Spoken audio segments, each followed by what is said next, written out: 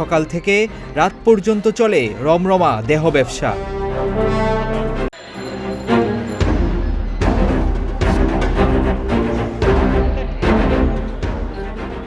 মূল সড়কের পাশেই গড়ে উঠেছে আবাসিক হোটেল। সকাল থেকে রাত পর্যন্ত চলে রমরমা দেহ ব্যবসা। রাজধানীর ব্যস্ততম এলাকা মিরপুর 10। এই এলাকার সবচেয়ে জনবহুল গুলচত্বরের পাশেই মাতবর ম্যানশনের ৫ম ও ৬ষ্ঠ তলায় হোটেল সিটি প্যালেসের অবস্থান। খবর আছে এখানে চলে অবৈধ দেহ ব্যবসা। সাংবাদিক পরিচয়ে আমরা আবাসিক হোটেলের মার্কেটে প্রবেশ করি। ৪ তলায় সিঁড়ির কাছে যেতেই কয়েকজন জোর করে গেইটে তালা দিয়ে দেয়। অনেক ডাকাডাকির পরও তারা সাড়া দেয়নি। আচ্ছা ভাই, ম্যানেজার কে আছেন? এই হোটেলে কে আছেন? হোটেলে প্রবেশ করতে আমরা সহায়তা চাই কাফরুল থানা পুলিশের। উপপরিদর্শক ভাস্কর রায়ের নেতৃত্বে একটি টিম ঘটনাস্থলে যায়। পুলিশ তালা ভেঙে প্রবেশ করে হোটেলের ভেতর। উপস্থিতি টের পেয়ে ততক্ষণে পালিয়ে যায় সবাই। হোটেলের বিভিন্ন রুম ঘুরে অবৈধ কাজে ব্যবহৃত জিনিসের সন্ধান পায় পুলিশ। হোটেলের ৫ম তলায় ভেতর থেকে এক রুমে পাওয়া যায় তরুণ তরুণীকে। প্রথমে তারা বলছিলেন চিকিৎসার জন্য ঢাকায় এসে হোটেলে অবস্থান করছেন। পরে পুলিশের জেরার মুখে ভুল স্বীকার করে ক্ষমা চান।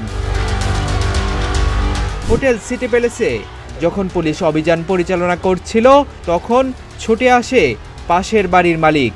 তিনি জানান হোটেলের কারণে এখানকার পরিবেশ খুব নোংরা হয়ে আছে।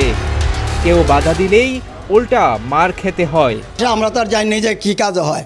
ওই সাইডে গিয়া মানে সব ওই মই লাগায় রাখছে। মই দিয়ে গিয়ে ওই পারে জায়গা, ওই পাড়ায় দিয়ে গিয়ে একদম ওই মাথায় জায়গা, মানে ছেলে মেয়ে যুবতী যা কি চলে এটা কই হয় না। এত মহিলা করতে হয় এটা তো আপনারাই ভালো জানেন কি চলে। অনেক যে মালিককে টেলিফোন করছে ধরে না। পরিবেশটা মানে এটা ভাষায় প্রকাশ করা যায় না যে এত নোংরা পরিবেশ, এটা ভাষায় প্রকাশ করা যায় না। সামাজিক তো কে বাধা দিলে তোমার মার খাইতে হইবা, লোকজন লইয়া পিটাইব। মাতবর ম্যানশনে যারা ব্যবসা করেন তারাও বিরক্ত হোটেল সিটি প্যালেসের অনৈতিক কর্মকাণ্ডে। তারা প্রশ্ন রাখছেন প্রশাসন জেনেও কেন দ্রুত ব্যবস্থা নিচ্ছে না। এই জিনিসটা আসলে আমাদের কাছেও খুব খারাপ লাগে, মানে পরিবেশটাই একদম নষ্ট করতেছে। এটা আসলে আমরাও চাই যে এটা বন্ধ হোক। দেখি প্রচুর লোক আসে, কিন্তু কেই জন্য আসে কেন আসে এটা তো আসলে আমরাও জানি না, তো যাই না। তো প্রশাসনের এটা নিয়ে আর কি করা উচিত। মেয়েরা আসে মানে উপরে যায় না, মানে আমরা তো অতটা উপরে তো যাই না আমরা কখনো। মানে আমরা শুধু মানে সেকেন্ড ফ্লোর পর্যন্ত আসি, মানে আমরা ল্যাপটপ বিক্রি করি, আমরা মানে এইটুকুই আর কি। ভবনে ভাড়া দেওয়া হোটেলে দেহ ব্যবসার বিষয়ে জানতে কয়েকবার ফোন করেও সাড়া পাওয়া যায়নি ভবন মালিকের। অপরাধ বিশেষজ্ঞরা বলছেন গোপনে থাকা দেহ ব্যবসা অনেকটা প্রকাশ্যে চলে আসা বাংলাদেশের জন্য অশনি সংকেত। তাই শীঘ্রই আইনশৃঙ্খলা রক্ষাকারী বাহিনীকে এদিকে নজর দেওয়ার অনুরোধ তাদের।